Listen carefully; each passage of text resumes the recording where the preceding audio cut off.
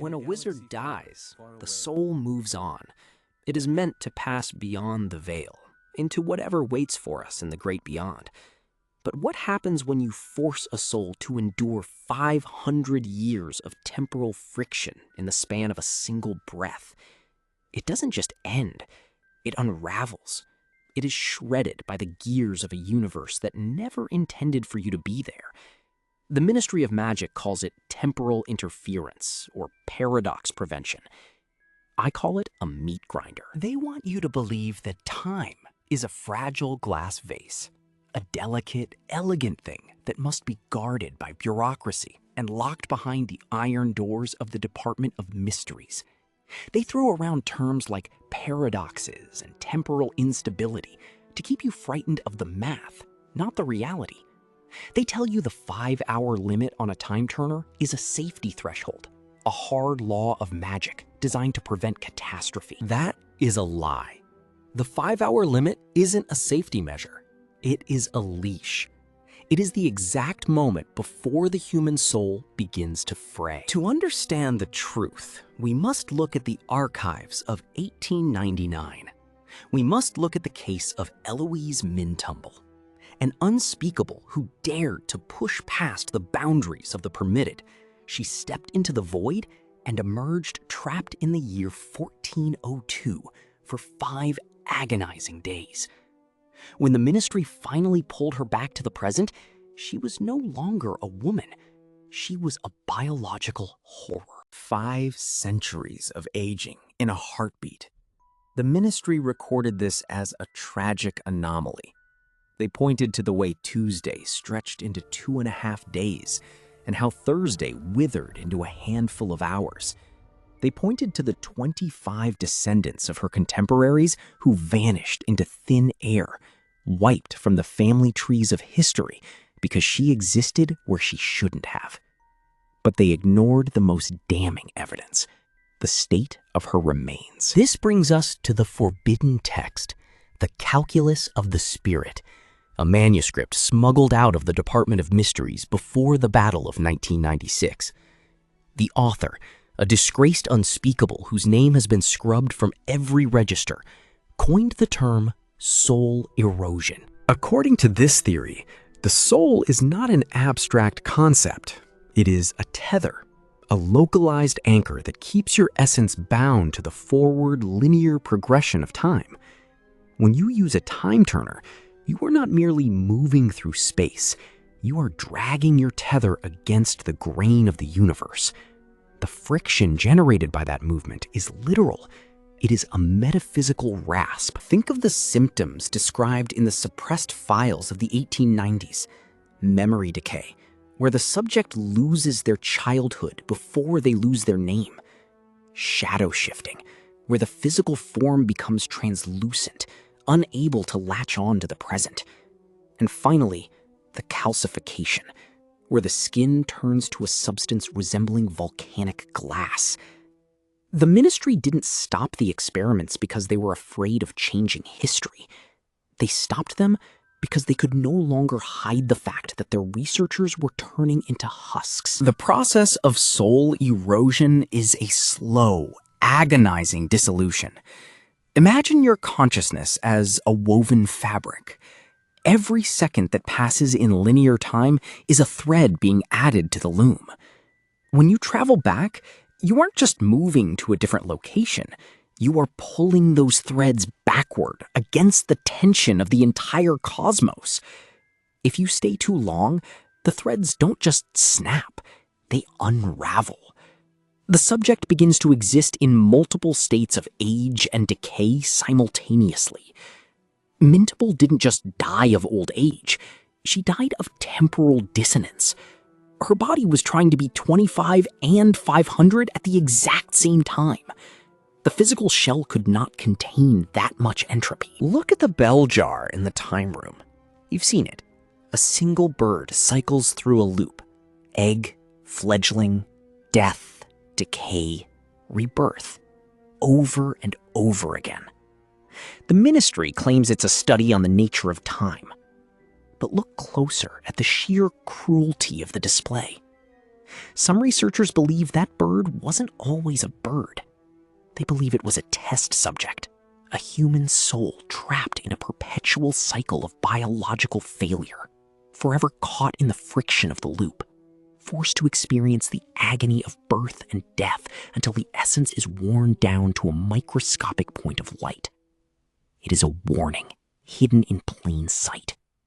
It is the physical manifestation of what happens when the tether is severed, but the spirit is denied the release of death. It is a warning, hidden in plain sight. The ministry's official narrative relies on us fearing the butterfly effect. They want us to believe that if we go back too far, we might accidentally erase ourselves. But the reality is far more intimate. They didn't ban the devices to save the world. They banned them because they couldn't stop their own people from becoming meat for the grinder. We see the aftermath of this cover-up in every corner of the Department of Mysteries. When the Battle of 1996 broke out, the entire stockpile of time turners was destroyed. The records describe a permanent, repeating loop of falling and shattering glass, a fitting end for tools that were never meant to exist. But why was the ministry so quick to scrub the records? Why the doubling down on the 5-hour safety mandate? Because the 5-hour rule is the threshold of viability. Beyond that point, the soul loses its structural integrity. You stop being a person and start being raw, unanchored energy. You become a temporal echo, a ghost that doesn't know it's dead, trapped in a loop of its own fading consciousness. Consider the inscription on Hermione Granger's time turner. I mark the hours, every one, nor have I yet outrun the sun. My use and value unto you are gauged by what you have to do. It sounds poetic, doesn't it? Almost whimsical. But read it again through the lens of a prisoner. Nor have I yet outrun the sun. The device is taunting the user. It acknowledges that the sun, the marker of linear biological time, is the master. If you try to outrun it, you aren't a master of time. You are a fugitive. The device knows exactly what it is doing to the wearer. It is a calibrated cage. The ministry has spent over a century scrubbing the blood of the unspeakables from the floorboards of the Department of Mysteries, all while telling us that time is a law to be obeyed. They want you to believe that the past is a place you can visit if you have the right permit. But time isn't a law. It's a predator. And the ministry knows that once you peek behind the curtain, you realize there is no such thing as a safe journey home. You don't just change the past, you lose yourself in the process. And that is a price they've decided you aren't allowed to pay. The next time you reread the accounts of the ministry's triumphs in temporal research, look for the gaps. Look for the names that appear in the 1890s and vanish without a death certificate. Look for the researchers who, according to their peers, retired to the countryside, but were never seen again. They're still there, somewhere between the seconds, caught in the friction, waiting for the loop to finally, mercifully, snap. Perhaps the most terrifying aspect of this cover-up is the realization that the Department of Mysteries is not just a repository of knowledge, but a containment facility.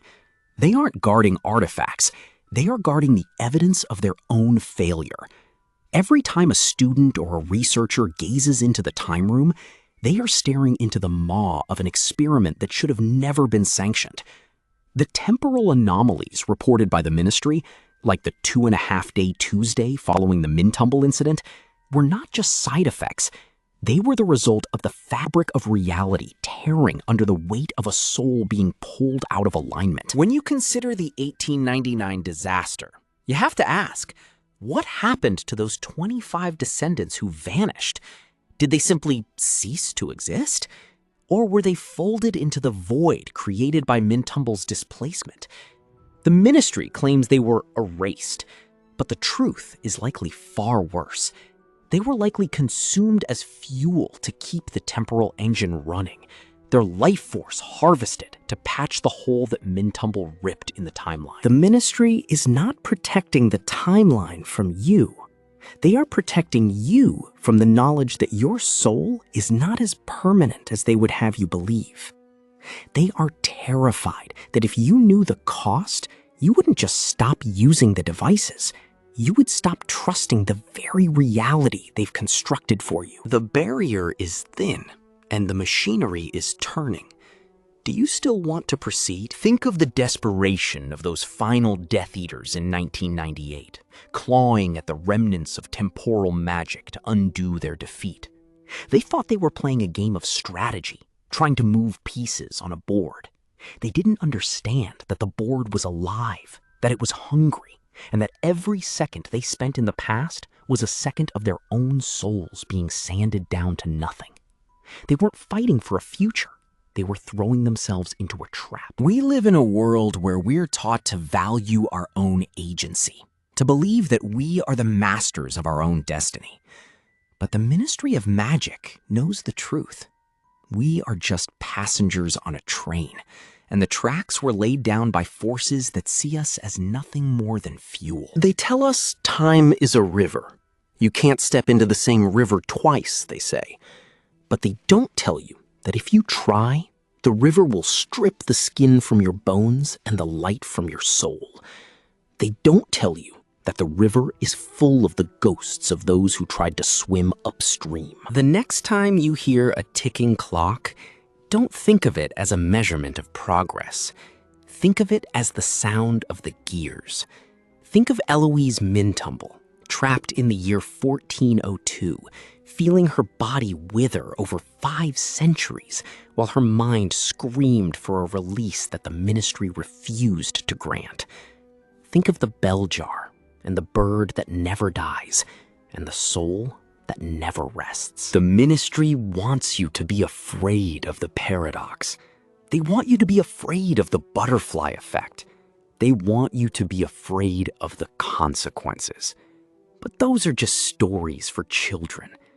The real horror is the truth. The real horror is the friction.